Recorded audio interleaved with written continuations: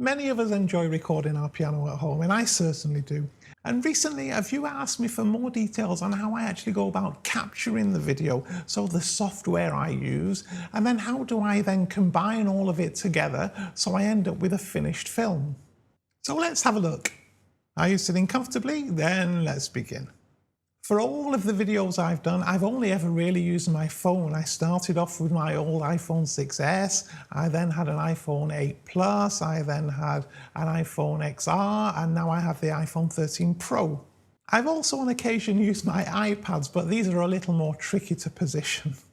What's lucky with these kind of devices is you'll find there's a whole range of things that you can use, accessories to be able to position them as you want, either on a tripod or even just on a tabletop if that's all you have to hand.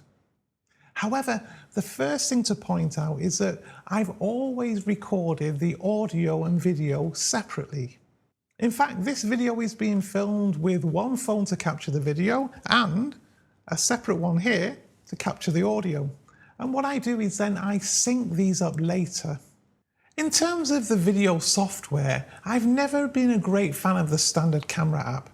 I know it's possible to set exposure and focus using it, however I've never found it that reliable.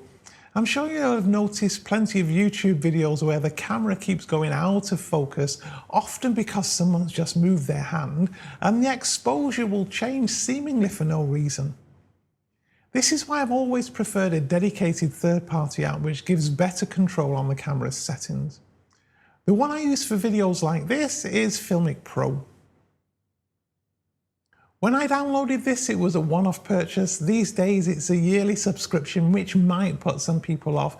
This is especially true since we're using a relatively limited set of its fantastic advanced features. When I film my playing, I try to have multiple camera angles. Whenever we watch things on the TV, there are always multiple cameras filming and a constant use of additional things like graphics, photos, camera movement and the like. With a little planning, this is relatively easy to do even at home by ourselves. In this video that I released a very long time ago, I shared some ideas of how we can do this when we only have a single camera. And in a nutshell, I used to take additional angles that were mine, so I was just playing along to my own recording, and then mix this with additional elements such as photographs. This is a principle called B-roll. Of course, since the days of the iPhone 6S, things have moved on significantly. Pretty much all smartphones now have several cameras. My iPhone 13 Pro has 3 rear-facing cameras and 1 front-facing one. And such hardware advances open even more possibilities to software. In fact, there are apps available that can capture video through 2 of the phone's cameras simultaneously. I use one called Double Take. This allows me to choose from any 2 of the 4 cameras. The downside is that I can only get 1080p footage, which does have some limitations for editing. However, given most people will watch my videos from their phone, tablet or laptop as opposed to on an HD TV, I think it's an acceptable trade-off. So now I can capture 2 views, 1 wide angle and 1 ultra wide with my iPhone. However, I also often capture an overhead view too, which I do use in my older phone, which is an iPhone XR. Getting an overhead view isn't difficult to film, however, it's a little more challenging in terms of accessories to get the phone above the piano. I actually use a microphone stand and a phone holder with a 1/4-20 adapter. This then gives me up to 3 camera angles that I'm able to edit together by switching from one angle to another and back again. Of course, I could film many more. I could put a phone pointed at the inside of the piano in my face. I could have another pointed at my feet to capture pedaling. I could have one by my left hand to capture that view. The only real limit is the number of phones or cameras, etc. that we've got available. I have for a long time always captured the audio separately, as I said. For the first couple of years, I used my Shure MV88 plugged into yet another old iPhone. Shure created an app called Motive for use with their microphones, and I use this to capture the audio. For the past couple of years though, I've used a Zoom F6 with 2 Rode NT5 microphones. Whatever equipment you use, the same basic steps apply. We capture our audio and video using whatever devices we have available. Then once we have our recording captured, we first edit the audio. The videos here give two in-depth views using Garageband for the audio captured with the Shure MV88 and Cubase LE Elements for their files captured with the Zoom F6. I'll not repeat the audio editing part here, both videos are linked in the description. But in short, I edit out anything I don't want, beginning, ending, outtakes, etc. And then I add equalization and reverberation before exporting the final file to load into my video editing software. In terms of video editing software, all of my earlier videos were edited using iMovie on my MacBook. My later ones are edited on my iPad using Lumafusion. Whichever solution you prefer, both work in a remarkably similar manner. So let's look at the things they have in common that we're going to use. We have what's called a timeline with a preview where we can see the video we're using, and of course the list of files available to us to use. We basically lay out our video and audio clips that we want to use in chronological order onto the timeline. You'll find that all such software has multiple tracks so that we can basically stack videos one on top of another, and also do the same with audio. With video tracks, whatever we place above will cover whatever is underneath. With audio, everything will play simultaneously. And this in fact is how people do those side effects like this one, of which I'm sure you've heard so many on many YouTube videos. So when I want to edit one of my videos, I basically import all of my camera angles directly into the editing software onto separate tracks. Now, given that two of these were captured simultaneously using double take, we don't even need to align them. However, the overhead keyboard was captured separately, and so we'll need to align this. So let's first align the overhead keyboard view. If we look carefully, we can see that because phones have a microphone, then they automatically captured audio as we recorded. This can be seen in the waveform portion of the video file. This waveform is basically what we will use to get them synced up. We can basically shift this overhead view until the waveforms align and test it out by playing it back. Next, we have the audio file of our edited recording that we import directly onto the audio track. The audio file has a similar waveform, and by comparing the shapes, we're able to drag the audio file to align it with the video ones.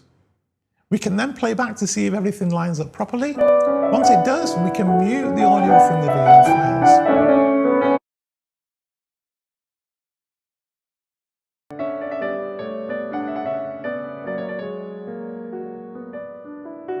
Next, as I've said before, when I record, I don't worry about getting it done in one take. Instead, I plan my recording in such a way that I'll be able to edit the result afterwards. This means I now need to get rid of any unwanted parts of the video files. Again, this is remarkably easy to do once we understand how the software works. Let's think of the main track as our master, so to speak. If we look closely, we can see that the audio file is attached to that track, and if we move it, then the audio file will stay attached to the same point so they don't get out of sync. Our first step is to basically identify the portions of video that we want to remove. Now let's start at the beginning. Let's say that I want to switch camera angles at this point where the phrase finishes. Assuming I want to start by displaying the video on the master track, I need to get rid of the videos above. To do this, I simply make a splice at the point I wish and then delete the upper tracks. As you can see, this second track has now been glued to the master at the point I made the split. If I then splice the very top track even further on, it too becomes glued at the point of the split. We can then adjust the precise starting point of these splits if we need to by stretching left or right. No, we're not moving the track doing this, we're just changing the starting point of it. Whenever we edit audio and video in this type of software, we do something called non-destructive editing. So unlike a reel of film where if we cut it with a knife, it's cut, with software we can effectively adjust the location of the cut afterwards to make it either earlier or later. Now comes a process of editing so that we can move from one camera angle to another. I always try to do this in time with the music, so perhaps after a phrase or a section, I'll switch from one angle to another. Incidentally, I always record in such a way that where I need to remove video, I'll be able to disguise it by switching from one camera angle to another. I generally use a fade-in transition and try to ensure that the new video is 100% visible at the start of the phrase. Again, this is simple to adjust by stretching as we need. Next, we might want to go to the overhead view. To do this, we find the point at which we want to show this and then adjust the starting point of this top track. Again, note I'm not moving it, simply adjusting the starting point. We can then add the fade transition and fine-tune as before.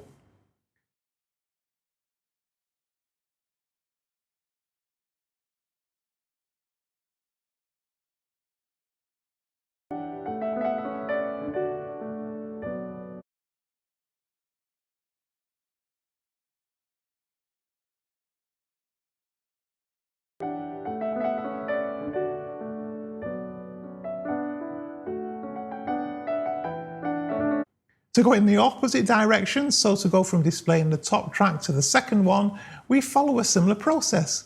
We find the point at which we want to display the second track and make a split to the top one. We can then move the starting point of the top track to the right so that the lower one is now revealed. Again, note I'm not moving anything, simply adjusting the starting point. Again, we add a fade to the top track and fine-tune. To then transition from this second track back to the master, we simply repeat the process. Now, where a change in camera angle coincides with an outtake, we use a very similar process. So first what I'll do is trim back any of my upper tracks so that I can easily play with the master without impacting their overall position. Note the way these tracks remain attached at their starting point. Now, I will carefully adjust the master to ensure that the video cut aligns with the audio. It can often help to temporarily switch off the auto snap feature. Now, that's the feature that ensures the master track always stops us from having any blank spaces. Doing this means it's far easier to adjust the starting point of one segment and the ending point of the other. Then once we've got them aligned, I simply close off the blank space by stretching the clips back and forward and then switch on the auto snap feature again. This now means that as I bring back the upper tracks, they remain aligned with the master, and we can do as we did earlier by adjusting the fade to be in time with the start of the phrase. After that, it's simply rinse and repeat to the end of the piece.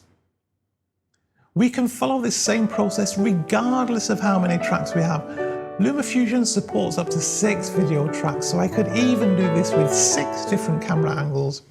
Simply align all the camera angles that I showed you, then adjust the start and end points of the upper tracks as we did here, so we're just left with those portions of each video that we want. Perhaps the last thing we'll do is add some titles and maybe a fade out at the end.